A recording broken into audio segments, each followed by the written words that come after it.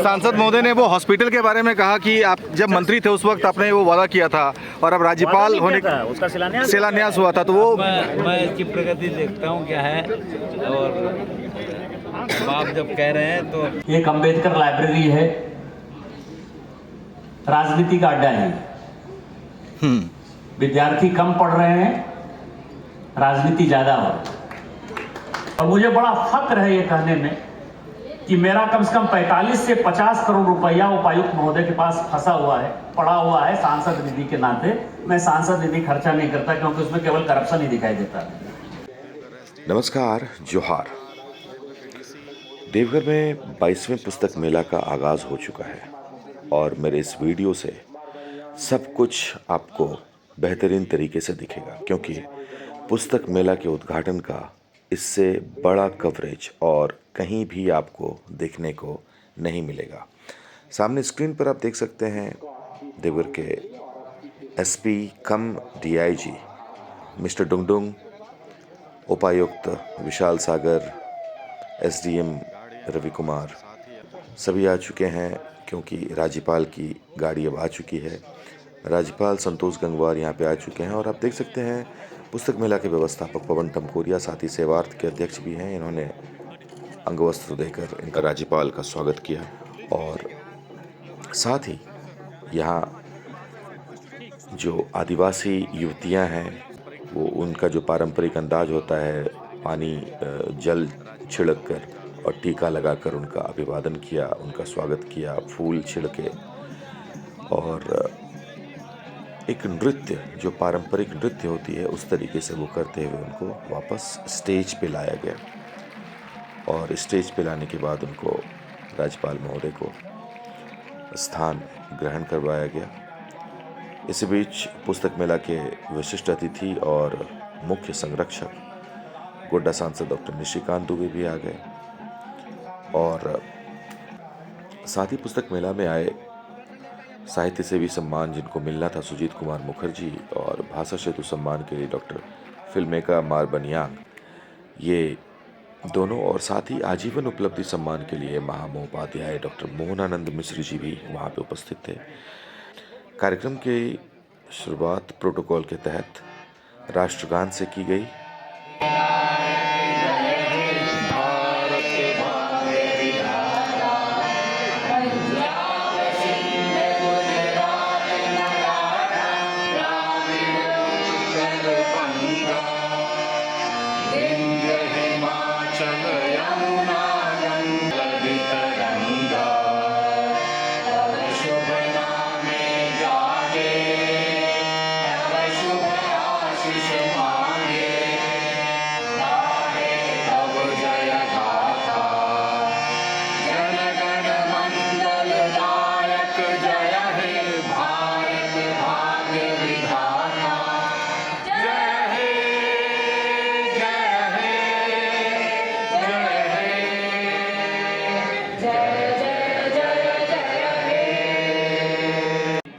इसके बाद विशिष्ट अतिथि गोड्डा सांसद डॉक्टर निशिकांत दुबे ने, जो पुस्तक मेला के मुख्य संरक्षक हैं, उन्होंने पुष्पगुच्छ, शॉल और पुस्तक देकर इनका सम्मान किया, राज्यपाल का सम्मान किया। साथ ही पुस्तक मेला संयोजक श्री डॉक्टर सुभाष चंद्र राय ने मुख्य संरक्षक को अंगवस्त्र, बुके और पुस्तक देकर, और साथ ही आए हुए तमाम अतिथि जैसे सुजीत कुमार मुखर्जी, डॉक्टर फिल्मेका मार बनियांग, पद्मश्री विमल जैन जी, सबों को पुष्पगुच्छ, पुस्तक और अंगवस्त्र समर्पित कर उनका स्वागत किया। पूरे वीडियो को स्किप ना करें, ये एक बहुत ही बड़ा कवरेज आपको दिखेगा। अब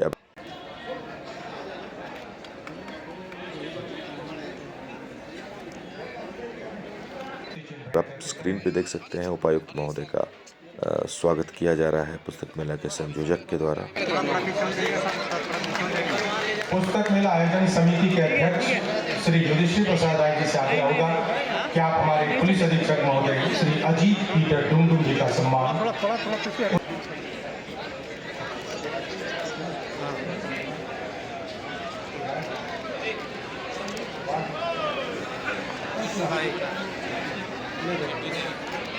बहुत कुछ है वीडियो में, आप वीडियो स्किप ना करें। उसके साथ ही आप देखिए राज्यपाल सहित जितने भी विशिष्ट अतिथि और जो भी अतिथि आए हुए थे, मुख्य अतिथि, विशिष्ट अतिथि और तमाम अतिथिगणों ने मिलकर दीप प्रज्वलित कर मेला का शुभारंभ किया।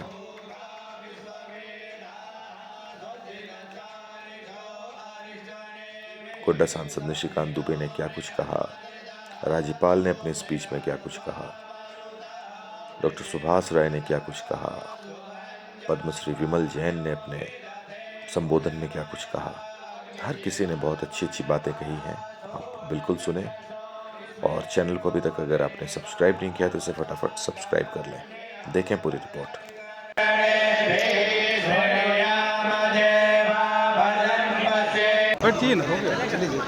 कि इस 22वें देवघर पुस्तक मेला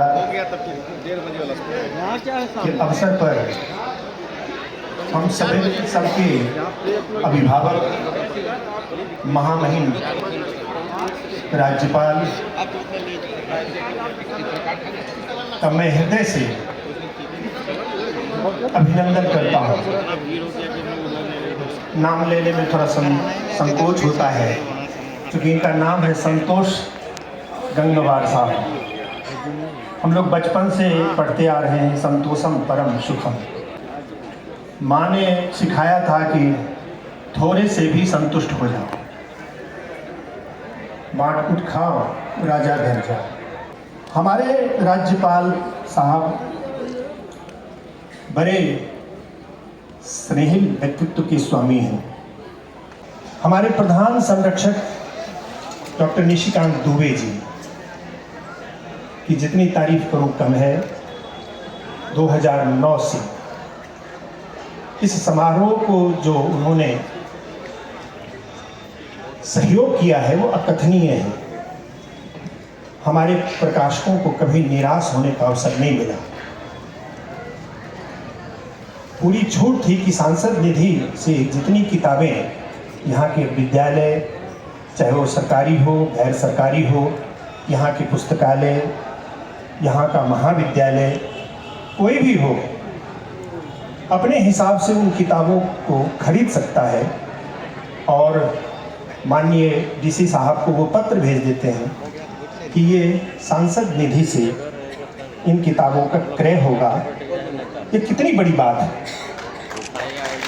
ये मैंने लगभग 2 करोड़ रुपए की किताबें इस पूरे संसदीय क्षेत्र में, खासकर देवघर जिला का प्रत्येक विद्यालय, सरकारी हो गैर सरकारी हो, प्रत्येक पुस्तकालय को इस पुस्तक मेला से किताबें दी गई हैं।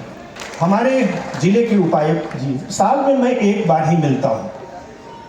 मेरी लाचारी भी है, नौकरी में हूँ, कई तरह के दायित्व भी हैं, लेकिन साल में मेरी कोशिश रहती है कि सांसद जी से 1-2 बार मिलूं, उपायुक्त जी से 1-2 बार मिलूं। और उद्देश्य सिर्फ पुस्तक मेला होता है, मेरा अपना कोई निजी उद्देश्य नहीं रहा। सांसद महोदय,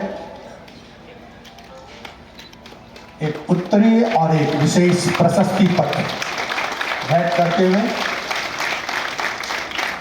साथ 10 संस्थाओं के आप सदस्य, सम्मानित सदस्य हैं। ये प्रशस्ति पत्र एक विशेष वही चिंतन शक्ति आज भी मानसिक तौर पर सक्रिय और अनेकों युवाओं को इन्होंने पीएचडी की डिग्री दिलाने में मदद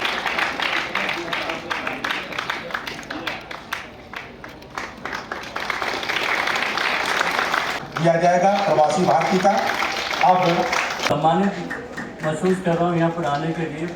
प्लस यहाँ महामान्य राज्यपाल जी, संसद जी, विज्ञान पंडितों के सामने बैठने के लिए जो सौभाग्य मिलता है, इस शिव जी का आशीर्वाद समझता हूँ। आज जो मुझे सम्मान मिला है ये समझता हूँ शिव जी का एक वरदान है, क्योंकि मुझे पता नहीं मैं इस सम्मान का योग्य हूँ कि नहीं हूँ, लेकिन देवघर में आने के लिए ये मेरा सम्मान है। ये पवित्र भूमि में जाके पैर रखता हूँ, ये बहुत बड़ा पुण्य से होता है, मैं समझता हूँ। Honorable Chief Guest, the Honorable Governor of the State, Guest of Honor, Honorable MP, Dr. Nishikant Dubey, Professor Dr. Vimal Singh, Padma Shri Vimal Jain ji, doctor Shri Sujit Kumar Mukherjee, doctor फिल्मेका मार्बेनियन, members of the organizing committee, Shri Yudhishthir Prasad, Dr. Subhash Chandra Roy, my friends of the media, representatives from various organizations, the esteemed citizens of this district, and most important, the students and the youngsters of this district and from nearby places also, for whom this Deoghar book fair holds a special significance. इस प्रकार से देवघर का नाम श्रावण मेला के लिए जाना जाता है, उसी प्रकार से देवघर पुस्तक मेला भी एक महत्वपूर्ण अब आयोजन हो गया है हमारे लिए हर वर्ष में। और देवघर पुस्तक मेला के आयोजन से और आयोजनकर्ताओं के द्वारा जो नई पीढ़ी को प्रोत्साहित किया जा रहा है किताबों को पढ़ने के लिए, वो एक सराहनीय कदम है। जैसे कि अभी मुखर्जी साहब ने बताया कि ये एक चिंता का विषय है कि आज की जो युवा पीढ़ी है वो इंटरनेट का प्रयोग कर रही है, डिवाइसेस का प्रयोग कर रही है और उसके माध्यम से पढ़ रही है। लेकिन हम लोगों को किताबों को और जो पेज की जो खुशबू है और जो उसका स्पर्श है और उसके माध्यम से जो ज्ञान आता है उसका महत्व हमको समझना चाहिए, जिसमें मेरा ऐसा मानना है कि देवघर बुक फेयर एक बहुत ही महत्वपूर्ण योगदान कर रहा है। मैं सर्वप्रथम धन्यवाद देना चाहता हूं ऑनरेबल गवर्नर सर का, जिन्होंने कि अपने शेड्यूल में से समय निकाला है और आज बाबा की अर्चना करने के बाद में बुक फेयर का उद्घाटन कर रहे हैं। मैं धन्यवाद भी देना चाहूँगा एमपी महोदय का और जितने भी कमेटी में मेंबर्स हैं, प्रशासन के मेरे जितने भी ऑफिसर्स हैं जो उनका सहयोग रहता है इसके आयोजन में, मैं सभी को धन्यवाद देता हूं। और मुझे उम्मीद है कि इस बार का भी जो संस्करण है 22वां देवघर पुस्तक मेला का संस्करण, ये एक बेहतरीन छाप छोड़ के जाएगा लिटरेरी सर्कल्स में। धन्यवाद। एक अद्भुत काव्य संग्रह है, एक एक कविता कुछ न कुछ मैसेज आपको देती हुई प्रतीत हो। लिखित 2 पुस्तकों का भी विमोचन होगा, एहसासों का आसमां व एहसासों के प्रेम। एहसासों का आसमां व एहसासों के प्रेम। प्रेम पुष्प, सरोज पाटनी जैन। बाबा की इस नगरी में माननीय राज्यपाल झारखंड जी का आना एक बहुत शुभ संकेत है झारखंड के लिए। साथ में यहाँ के माननीय सांसद निशिकांत दुबे जी और इस पुस्तक मेला में आज जिन लोगों का सम्मान हुआ है उन सबों को मैं अपना नम्र निवेदन अपने निवेदित करता हुआ अपनी बात को शुरू करता हूँ। इस पुस्तक मेले में आप सभी लोग आए हैं, खासकर विशेष रूप से बच्चों की संख्या भी बहुत अच्छी है। बहुत आनंद की बात है कि बच्चों की संख्या यहाँ पर ज़्यादा है। आज 2 महत्वपूर्ण दिन है। एक पहला दिन तो है कि 500 सालों के बाद जो राम मंदिर बना उसका आज पहला प्राण प्रतिष्ठा वर्ष है, इसलिए हम लोग जय श्री राम का नारा लगाए तो अच्छा होगा। जय श्री राम। दूसरा, कल भारत के भाग्य विधाता जिन्होंने एक दिशा दी है देश को, वैसे स्वामी विवेकानंद जी का भी जन्मदिन है। पुस्तक की अलमीरा नहीं है, ये पुस्तक की अलमीरा हम सबों के घर में हो, ये आज की आवश्यकता है। दूसरी बात कि पिछले दिनों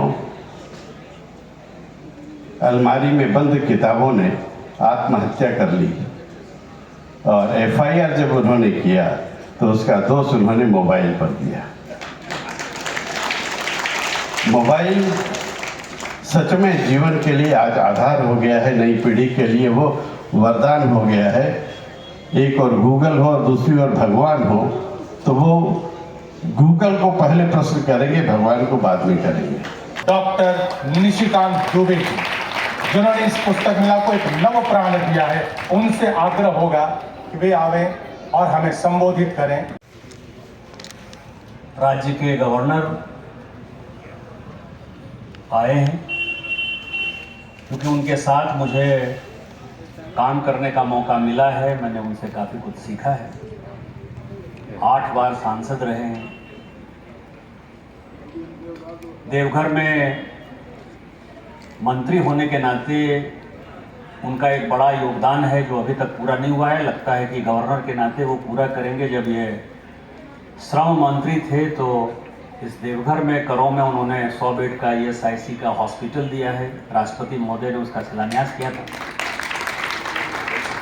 जो अभी तक काम चालू नहीं हुआ है। संयोग से उपायुक्त महोदय यहाँ हैं, तो मंत्री महोदय के तौर पर जो उन्होंने पूरा किया वो गवर्नर के तौर पर जो है उसका उद्घाटन कर लें, इसकी व्यवस्था हो जाए। वैसे हमारे राज्यपाल महोदय संतोष गंगवार जी,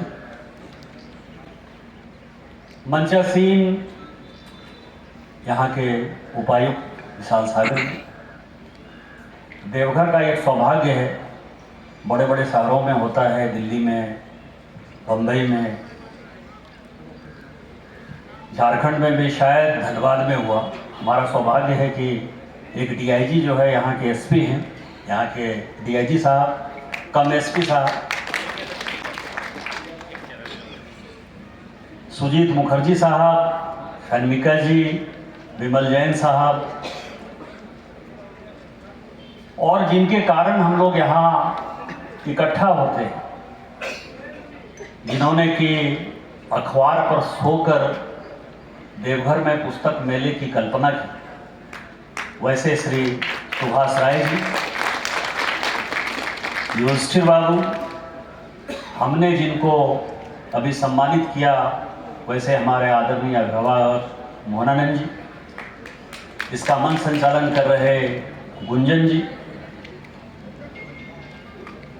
और आए हुए तमाम देवघर के प्रबुद्ध जन, बच्चों और पत्रकार मित्र।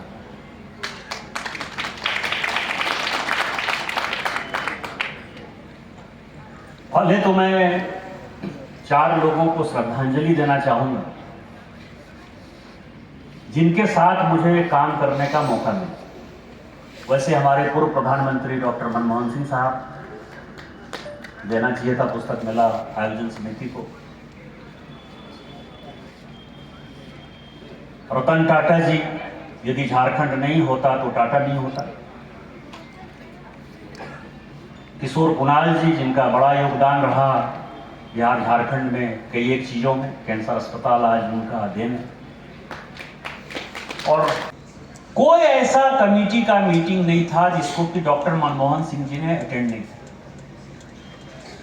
संयोग से मैं भी उस कमेटी में था, और 2004 से लेके 2019 तक 5 साल तक कोई ऐसी रिपोर्ट नहीं बनी जिसमें कि उन्होंने ये नहीं लिखा कि Nishikant Dubey is profounder contributor of this committee. पक्ष और विपक्ष क्या होता है, उसका दरवाजा कहां खत्म होता है, दीवार कहां खत्म होता है, ये डॉक्टर मनमोहन सिंह जी से सीखा। माननीय प्रधानमंत्री जी ने नोटबंदी की, डिमोनेटाइजेशन हो गया। कुछ लोगों को वो अच्छा लगा, कुछ लोगों को बुरा लगा। और जिस पार्टी को डॉक्टर मनमोहन सिंह जी बिलोंग करते थे, कांग्रेस पार्टी, उसको तो और भी बुरा लगा। स्टैंडिंग कमेटी के नाते उसकी स्क्रूटनी कर रहे थे हम। और एक दिन गवर्नर उर्जित पटेल जो है वो फंस गए, मतलब उनको कांग्रेस के सभी लोगों ने ऐसा घेर लिया कि लगा कि अब रास्ता ही नहीं निकलेगा। तो मेरे बोलने से पहले डॉक्टर मनमोहन सिंह जी ने कहा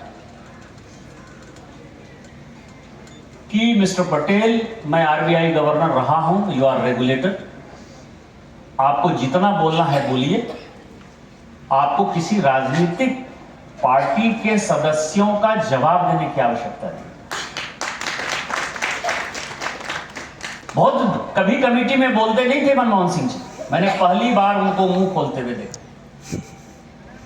दूसरा, मुझे ज्यादा बोलने की आदत है, तो एक दिन जो है मैं बोलते बोलते बोल गया कि ISI जो है, स्टैटिस्टिकल इंस्टीट्यूट जो है, जो महालनोबिस साहब ने बनाया, मैंने कहा वो तब बना था जब 33 करोड़ इस देश की आबादी थी। और गिरिडीह, आपको ध्यान हो, बगल में गवर्नर साहब महालनोबिस साहब ने यहाँ 200 एकड़ जमीन दी। एक दूसरा इंस्टीट्यूट गिरिडीह में वो बनाना चाहते थे। गिरिडीह बड़ा महत्वपूर्ण जगह है। डॉक्टर जेसी बोस जिन्होंने कि इतने बड़े साइंटिस्ट हुए, उनका भी पूरा रिसर्च वहीं गिरिडीह में। तो मैंने कहा कि आपको और दूसरा इंस्टीट्यूट क्यों नहीं बनाया आपने शाखा, क्योंकि अब तो 125-130 करोड़ आबादी हो गई। जब तक मैं अपनी बात पूरी करता तब तक उनका जो है पेपर मेरे बगल में आ गया कि अभी मैंने प्रधानमंत्री पद छोड़ने के पहले जो है बेंगलोर में उसकी एक शाखा जो है शिलान्यास किया है। वो चाहते तो मुझे बोल सकते थे, लेकिन उन्होंने मुझे संभालने की कोशिश की और मैं आपको बताऊं सुधारा हूं। अब आप समझिए कि आर्टिफिशियल इंटेलिजेंस में भारत सरकार जो सोच रही है, आज भारत की इकोनॉमी लगभग 4 ट्रिलियन के आसपास। भारत सरकार की सोच है कि 6-7 साल में, मतलब आप समझिए कि आजादी के 75 साल बाद हम 4 ट्रिलियन पहुंच पाए। लेकिन भारत सरकार यह सोचती है माननीय प्रधानमंत्री जी के नेतृत्व में कि आगे 5-6 साल में केवल ये आर्टिफिशियल इंटेलिजेंस ही जो है हमारी इकोनॉमी को 1 ट्रिलियन बढ़ाए और 1 से 1.5 करोड़ लोगों को एडिशनल नौकरी देगा। सोच तो बहुत अच्छी है, काम भी कर रहे हैं, लेकिन जहां समस्या आ रही है वो समस्या पढ़ाई लिखाई और पुस्तक मेला सबसे बड़ा मंच है, सबसे बढ़िया मंच है समझने के लिए कि हम पहले लाइब्रेरी जाते थे, पढ़ते थे, आज अब ऑनलाइन पढ़ना स्टार्ट कर। अच्छा हो गया। पहले स्मार्टफोन नहीं था तो यहां बैठे हुए कई एक लोग होंगे जिनको कि 100, 200, 400, 500, 1000, गंगवार साहब को तो हो सकता है कि 2000 में फोन नंबर याद हो, क्योंकि उस वक्त तो फोन ही जमाना था, या नहीं तो डायरी में लिखते थे कि क्या फोन है। अब स्मार्टफोन आने के बाद लोगों को अपना फोन नंबर भी नहीं पता। वो कहते हैं कि आप अपना नंबर बता दीजिए, हम डायल कर देंगे, वो अपना भुलाने के। अब दूसरा चीज आ गया ये चैट जीपीटी और व्हाट्सएप जीपीटी। इसमें जो आर्टिफिशियल इंटेलिजेंस का उपयोग है वो कहेगा कि गवर्नर साहब को चिट्ठी लिखना है इस विषय पर। जब तक कि वो फोन पर बोलेगा तब तक जो है 50 चिट्ठी आ जाएगी गवर्नर साहब के नाम। अब आपको जो चिट्ठी लिखनी है आपने गवर्नर साहब सोच रहे हैं कि कितना पढ़ा लिखा आदमी है, कितना सोच के इसने चिट्ठी लिखा। पिताजी को चिट्ठी लिखना है, वाइफ को चिट्ठी लिखना है, जिसको भी चिट्ठी लिखना है, उपायुक्त महोदय को कोई एप्लीकेशन डालना है, एसपी साहब को कोई कानून मतलब केस के लिए देना है, कुछ नहीं करना है, केवल कहना है कि हमारे साथ इतना मारपीट किया, चैन चोरी कर लिया, रिवॉल्वर दिखा दिया, बस 5 सेकंड में जो है सब आ गया। ना वकील का जरूरत, ना सोचने का जरूरत। आज तो ये चीजें बहुत अच्छी लग रही है, लेकिन 5 साल के बाद आप समझिए कि जिस तरह से हमने मोबाइल को याद करना भुला दिया, आपको लगता है कि बच्चा पढ़े? एक तो ग्रामर हम लोगों का खत्म हो गया, स्मार्टफोन में टाइप करते हुए अब उसमें सुधार आ जाता है। अब जो है कुछ दिनों के बाद आप बच्चे को देखिएगा सी मी आई, इसका भी स्पेलिंग लिख पाता है नहीं लिख पाता है बढ़िया से, बिना उसके। ये एक बड़ी समस्या है। इसका क्या उपाय है? ये पुस्तक मेला को ये समझने की आवश्यकता है, सोचने की आवश्यकता है। दूसरा, पिछले 16 साल से, ये 16वां साल है सांसद होने के नाते पुस्तक मेला में मैं आता हूं और मुझे बड़ी खुशी होती है। और यही एक जगह है जब मैं सांसद निधि देता हूं। यहाँ उपायुक्त महोदय बैठे हैं और मुझे बड़ा फक्र है ये कहने में कि मेरा कम से कम 45 से 50 करोड़ रुपया उपायुक्त महोदय के पास फंसा हुआ है, पड़ा हुआ है सांसद निधि के नाते। मैं सांसद निधि खर्चा नहीं करता क्योंकि उसमें केवल करप्शन ही दिखाई देता है, इसीलिए वो पड़ा हुआ है, उनके फंड में ही पड़ा हुआ है। मतलब जब से मैं सांसद बना हूं गंगवार साहब, शायद 10-12 करोड़ 15 करोड़ खर्चा किया हो। लेकिन पुस्तक मेले में जो नेताओं, 16 साल का मैं अपना दर्द बताऊं, जो इंटरेस्ट होना चाहिए। आज भी मैंने मंच पर बड़े बड़े नाम देखे कि चुन्ना बाबू आ जाएंगे, सुरेश पासवान जी आ जाएंगे, पहले भी नारायण दास जी, कोई आते नहीं। इसलिए नहीं आते क्योंकि पुस्तक मेला वोट नहीं दिला, यहां आकर भाषण दे दिए, किताब पढ़ लिया। उसका उपाय सोचना चाहिए। नेता कैसे मजबूर होके बच्चों के पढ़ाई में, उनके सुविधा में, इस तरह के आयोजन में किस तरह से शरीक हों, क्योंकि हम शुक्रगुजार हैं गवर्नर साहब का। और अभी जब मैं बगल में बैठा हुआ था तो गवर्नर साहब कह रहे थे कि जब ये जेल गए इमरजेंसी में तो इन्होंने कोई काम नहीं, जितनी किताबें मुंशी प्रेमचंद जी से लेके मैथिली शरण गुप्त तक का जितना किताब हो सकता था, जितने प्रकार की किताब हो सकते थे, सारी किताबें इन्होंने जो है उतने वर्षों में जो है पढ़ लिखी। इसीलिए उनको साहित्य के प्रति रुचि है। इसलिए जब पुस्तक मेला कमेटी गई तो गवर्नर साहब ने जो है बिना किसी इसके जो है तुरंत कह दिया कि हम आ जाएंगे, क्योंकि पुस्तक से इनको प्रेम, पुस्तक से प्रेम होने के कारण मैंने आपको बताया। उस तरह से कुछ ऐसा माहौल क्रिएट करिए कि जिसमें नेता यदि नहीं आए, कोई भी हो, चाहे निशिकांत दुबे हो, चाहे कोई हो, तो वो चुनाव हार जाए। ऐसा यदि आंदोलन पैदा करिएगा तो एक बड़ा काम होगा। दूसरा, लाइब्रेरी के लिए उपायुक्त महोदय एक अपने को सोच बनानी चाहिए। एक अंबेडकर लाइब्रेरी है, राजनीति का अड्डा है। विद्यार्थी कम पढ़ रहे हैं, राजनीति ज्यादा हो रही। एक अंबेडकर लाइब्रेरी है, राजनीति का अड्डा है। विद्यार्थी कम पढ़ रहे हैं, राजनीति ज्यादा हो रही। हम लोग अंबेडकर जी के हैं नाम पर जिले में कोशिश करिए कि और 50 लाइब्रेरी इसी तरह की 50, क्योंकि हमारी जमीन है, सरकार की जमीन है, सरकार का पैसा है, मैंने पैसा दिया है उसमें, क्योंकि इस तरह के चीजों में मुझे बहुत ही इंटरेस्ट है। आप मेरा वो 50 करोड़ रुपया जो बचा हुआ है उसको आप मान लीजिए कि मैंने आपको दे दिया लाइब्रेरी बनाने के लिए। आपको जहां लाइब्रेरी बनाना है बनाया, दे दिया।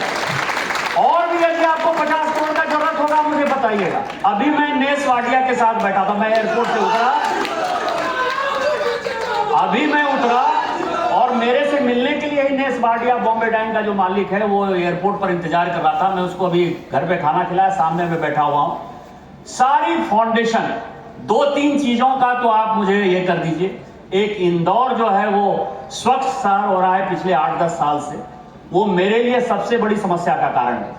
मैंने अभी नेस से बात किया है, आप नगर निगम के साथ ऐसी व्यवस्था करिए, हमारी व्यवस्था करिए, नेस फाउंडेशन के साथ, वाडिया फाउंडेशन के साथ व्यवस्था करिए कि जहां नगर निगम के एम्प्लॉय फेल होते हैं या हम वहां उनको मैन पावर नहीं दे सकते हैं, वहां हम फाउंडेशन के सहारे, इंदौर नगर निगम ने भी वहां से चालू किया, आप वहां से चालू करिए। और हम चाहते हैं कि अगले साल हम इंदौर को कंपटीशन दें और साल 2 साल में देवघर लगातार स्वच्छ शहर बने। इतने लोग आते हैं तो उसके लिए। और दूसरा, मैंने तो अपना 50 करोड़ दे ही दिया, इसके अलावा यदि 50, 200, 300 करोड़ की आवश्यकता है, इस देवघर के लिए पैसे की कोई आवश्यकता नहीं है। पैसा जिसको कहते हैं कि वो पेड़ में फरा हुआ है, उसको केवल झुलाने की आवश्यकता है। आप करिए। और एक बड़ा ये पुस्तक मेला, देवघर पुस्तक मेला भविष्य में बड़ा हो, जयपुर लिटरेचर फेस्टिवल हो, दिल्ली का पुस्तक मेला हो, मुंबई का पुस्तक मेला हो, वो सब देवघर पुस्तक मेले से कैसे छोटा हो, इसके लिए हम लोग सुभाष राय जी की टीम को मदद करें, हम लोग आगे बढ़ें, देवघर के लोग आगे बढ़ें। इन्हीं शब्दों के साथ जय हिंद जय भारत। मित्रों, अभी आदरणीय डॉक्टर निशिकांत दुबे जी ने जो वक्तव्य दिया, जो बातचीत आप लोगों से की, मुझे लगता है कुछ ज़्यादा बोलने की आवश्यकता नहीं है। और हम लोकसभा में आपके साथ रहे तो आपके ज्ञान से हम परिचित हैं। और हम इतना ही कह सकते हैं कि आप सब लोगों को बहुत बहुत धन्यवाद कि आपने ऐसे व्यक्ति को लोकसभा में चुनकर भेजा है। जब मैं महसूस करता हूँ, मुझको भी बरेली वासियों ने 8 बार लोकसभा में चुनकर भेजा कि अब लोगों की लोकसभा में बैठने की आदत खत्म हो गई है। और श्री निशिकांत दुबे जी ऐसे व्यक्तियों में से, सांसदों में से हैं जो संसद में रहते हैं और बैठते हैं, और अगर बोलना नहीं होता है तो भी बैठे रहते हैं और वहाँ पर जो लोग बोलते हैं उसको सुनते हैं। और लोकसभा में रहना और सुनना एक मायने रखता है, ऐसा मैं मानता हूँ। मुझे लगता है कि भाई पार्लियामेंट किस काम के लिए बनी है, हमारी जिम्मेदारी क्या है। ये मैं इसलिए कह रहा हूँ कि लंबे समय लोकसभा में रहने के बाद हमने इस बात को ऑब्जर्व किया कि भाई ऐसे कौन है जो ज़्यादा लोकसभा के अंदर रहकर सुनने का काम करते हैं। तो मैं आप सब लोगों को धन्यवाद दूंगा कि आपने ऐसे व्यक्ति को चुनकर भेजा है जो लोकसभा में रहकर आप सबकी बात भी रखते हैं और देश की समस्याओं की चिंता भी करते हैं। ऐसा मेरे लिए इनके लिए बहुत बहुत शुभकामनाएं हैं। हमको बुलाया और भगवान बैद्यनाथ जी के दर्शन भी करने का एक अवसर हमको मिला। और मेरी रुचि है, जैसे अभी आदरणीय सांसद जी कह रहे थे, हमने कहा कि हमको इस बात का सौभाग्य मिला कि देश में आपातकाल लग गया और हम पढ़ते पढ़ते जेल चले गए। और 1 साल जेल में रहने के बाद क्या करते, तो हिंदी की सारे साहित्यिक पुस्तकें हमने पढ़ डाली। कोई किताब हिंदी उपन्यासों में छोड़ी नहीं जो हमने पढ़ी नहीं हो। यहाँ तक कि हमने तब रुचि में था चंद्रकांता संतति के भी सारे अध्याय मंगाकर पढ़ लिए कोई। और बंकिम चंद्र, शरद चंद्र, सबकी कोई पुस्तक हमने छोड़ी नहीं, सब पढ़ गई। ये बात अलग है कि आपको याद नहीं है, इतने वर्ष हो गए। आप इसको समझ सकते हैं, इसके बारे में अंदाजा लगा सकते हैं।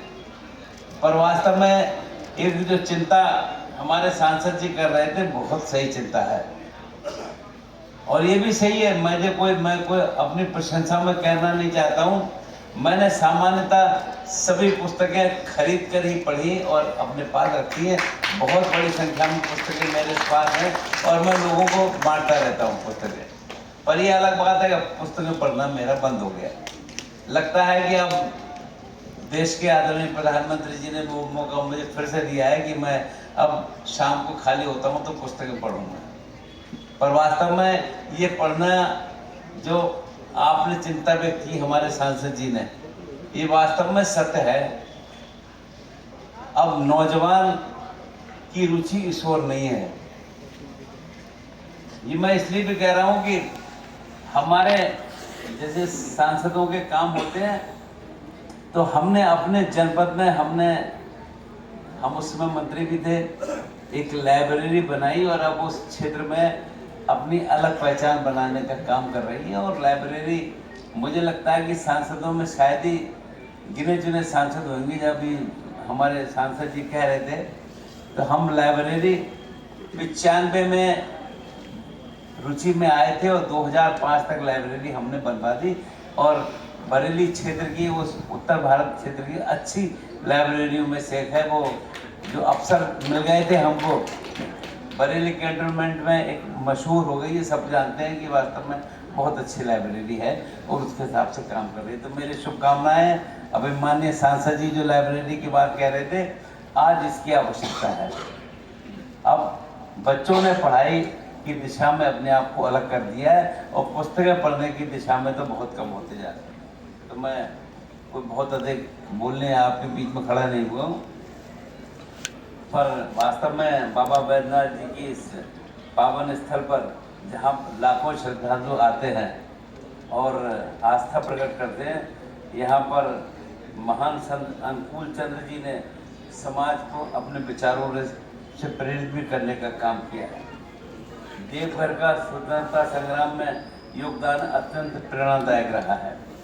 असहयोग आंदोलन के दौरान स्थानीय क्रांतिकारियों ने ब्रिटिश शासन के खिलाफ जो लोगों को संगठित किया था, और भारत छोड़ो आंदोलन के दौरान भी यहाँ की जनता ने जनसभाएं और सत्याग्रह आयोजित किए थे। महिलाएं और किसानों की भागीदारी इस क्षेत्र में स्वतंत्रता संग्राम को और अधिक बल देती है। देवघर की पावन भूमि क्रांतिकारियों को प्रेरणा और ऊर्जा प्रदान करती है। मतलब ये जिस ढंग से धार्मिक स्थल के रूप में जाना जाता है, ये सारी बातें यहाँ के लोगों के मन और दिमाग में है। देवघर पुस्तक मेला झारखंड और देश भर में साहित्यिक, सांस्कृतिक और शैक्षणिक परिदृश्य में एक विशिष्ट स्थान रखता है। पुस्तकें हमारे जीवन की अमूल्य साथी व धरोहर है, जो ज्ञान, संस्कृति और विचारों के प्रसार का महत्वपूर्ण माध्यम है। आज जब डिजिटल माध्यम हमारी दिनचर्या का अभिन्न हिस्सा बन चुकी है, ऐसे एक आयोजन के माध्यम से पुस्तक संस्कृति को पुनर्जीवित करना और उसको प्रोत्साहन देना अत्यंत आवश्यक है। और आदरणीय सांसद जी के रहते मुझे लगता है कि आप लोग इस काम में और सक्रियता के साथ काम करेंगे, ऐसा हम विश्वास करते हैं। आदरणीय प्रधानमंत्री श्री नरेंद्र मोदी जी ने सबका साथ और सबका विकास, सबका विश्वास और सबका प्रयास का मंत्र इस पुस्तक मेले की भावना को अभिव्यक्त किया है। उनकी दूरदर्शिता ने ज्ञान और शिक्षा को बल देते हुए देश को विकसित भारत की ओर प्रेरित किया है। आदरणीय प्रधानमंत्री जी का मंत्र कि पढ़ेगा इंडिया और बढ़ेगा इंडिया का दृष्टिकोण इस बात को बल देता है कि शिक्षा और अध्ययन हमारे प्रगति का आधार है। ये मेला इसी सोच को साकार करने की दिशा में एक महत्वपूर्ण कदम है, ऐसा हम विश्वास करते हैं। मुझे जानकर प्रसन्नता हुई है इस मेले में आपने बहुत से साथियों को, कुछ साथियों को सम्मानित करने का काम किया। भाषा सेवा सम्मान, साहित्य सेवा सम्मान जैसे पुरस्कारों के माध्यम से हिंदी भाषा और साहित्य के प्रति विशिष्ट योगदान देने वाले विद्वानों को आपने सम्मानित किया। इस वर्ष डॉक्टर फिल्मेके मरमियान को भाषा सेवा सम्मान और श्री सुजीत कुमार मुखर्जी को साहित्य सेवी सम्मान जो प्रदान किया है, मेरी शुभकामनाएं। और वास्तव में इस परंपरा को आप आगे बढ़ाते रहें। देवघर पुस्तक मेला का ये मंच साहित्य और संस्कृति के बीच सेतु का कार्य करता है। हर्ष है कि इस मेले में विद्यालय स्तरीय प्रतियोगिताएं, योग सत्र, युवा कार्यक्रम, कैरियर परामर्श और साहित्यिक परिचर्चाएं जैसी गतिविधियों को भी सम्मिलित किया गया है। ये हमारे युवाओं को प्रेरित करने और नई पीढ़ी को पुस्तकों और साहित्य से जोड़ने में सहायक है। ये मेला एक आयोजन नहीं बल्कि समाज में ज्ञान और विचारों का उत्सव है। अब जैसे इस मेले का सफर 22 वर्ष हो रहे हैं, स्थानीय प्रशासन और आयोजन समिति और पुस्तक प्रेमियों के सहयोग से ये मेला निरंतर प्रगति की ओर बढ़ रहा है। और मैं महसूस किया जो यहाँ बातचीत में सामने आया, स्थानीय प्रशासन भी एक मन के साथ लगकर काम कर रहा है और इस काम में सहयोग कर रहा है। ऐसा हमारा विश्वास है कि इसका एक अच्छा परिणाम भी आएगा और भविष्य में लोग कम से कम अच्छे ढंग से याद करेंगे। तो मैं बहुत अधिक बोलने यहाँ पर खड़ा नहीं हुआ हूँ, क्योंकि मेरी रुचि थी। और जैसा मैंने बताया कि हम एक लाइब्रेरी स्थापित करवा चुके हैं और पुस्तकों के पढ़ने में रुचि थी, पर अब नौजवान इस दिशा में सक्रिय रहे, वो देखें और पढ़ें, ऐसा हम महसूस करते हैं। तो मैं आयोजन समिति को बहुत बहुत बधाई और धन्यवाद देना चाहता हूँ।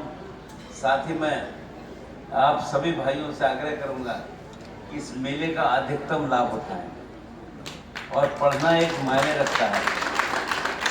पढ़ना चाहिए और ख़ास तौर से पढ़े लिखे लोगों को बिल्कुल पढ़ना चाहिए और इसका लाभ उठाएं, जिससे कि हम समाज में अपने आप को जोड़ सकें, आगे बढ़ाने का काम कर सकें। और वास्तव में इस मेले के माध्यम से आप अपनी रुचि को बढ़ाएं और बढ़ाकर ऐसा फैसला लें जिससे कि लोगों को समझ में आए कि वास्तव में अच्छी दिशा में काम हो रहा है और हम देश को सही स्वरूप में ले जाना चाहते हैं। तो मित्रों, अधिक मैं बोलना नहीं चाहता हूँ। आप सबका बहुत बहुत धन्यवाद, आभार व्यक्त करना चाहता हूँ कि वास्तव में ऐसे आयोजन प्रशंसनीय हैं और आयोजकों को बहुत बहुत बधाई और शुभकामनाएं। और ये एक ऐसा काम है जो कि मैं प्रारंभ से इस काम में जुड़ा हूँ, तो इसलिए मैं महसूस करता हूँ कि इसमें नौजवानों को सक्रियता के साथ आगे आना चाहिए और एक सही ढंग से अपने आप को जोड़ना चाहिए। मेला 22 तक चलेगा जैसा अभी बताया गया है। मैं इस मेले के सफल आयोजन के लिए बहुत बहुत शुभकामनाएं देता हूं और इस विश्वास के साथ ये एक पहचान इस पूरे प्रदेश में बनाएगा और देश में भी लोग समझेंगे कि मेला ऐसे हो सकता है और ऐसे हो सकता है। आप सबका बहुत बहुत आभार व्यक्त करते हुए मैं अपनी बात को समाप्त करता हूँ। धन्यवाद। जय हिंद, जय भारत।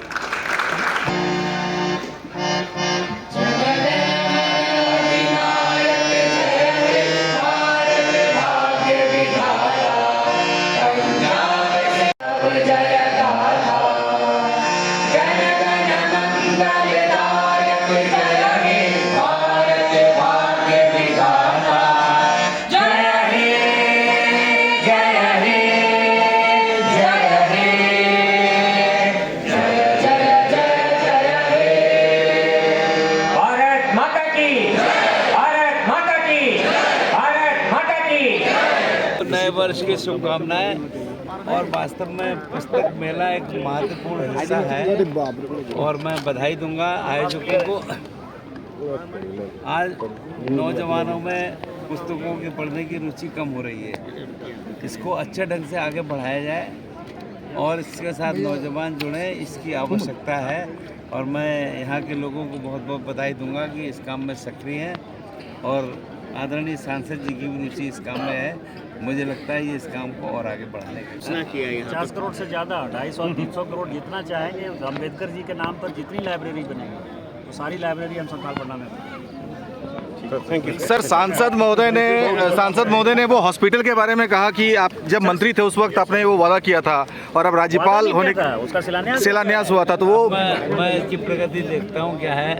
और आप जब कह रहे हैं तो अब सवाल करना पड़ेगा। चलिए थैंक यू।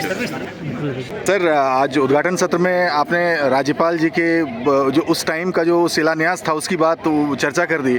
क्या लगता है, मतलब वो अब कहाँ तक वो बात अब पहुँच पाएगी आगे? हम तो बाबा के शिष्य हैं। बाबा जो प्रेरणा देते हैं वो बोलते हैं। मैंने तो बोला नहीं कि जब मेरे सामने माइक आता है पार्लियामेंट का तो मैं बिना पढ़े लिखे भी बोल देता हूँ। सब बाबा की कृपा है, सब पुस्तक मेला की कृपा है। कल युवा संसद का उद्घाटन 1 बजे है।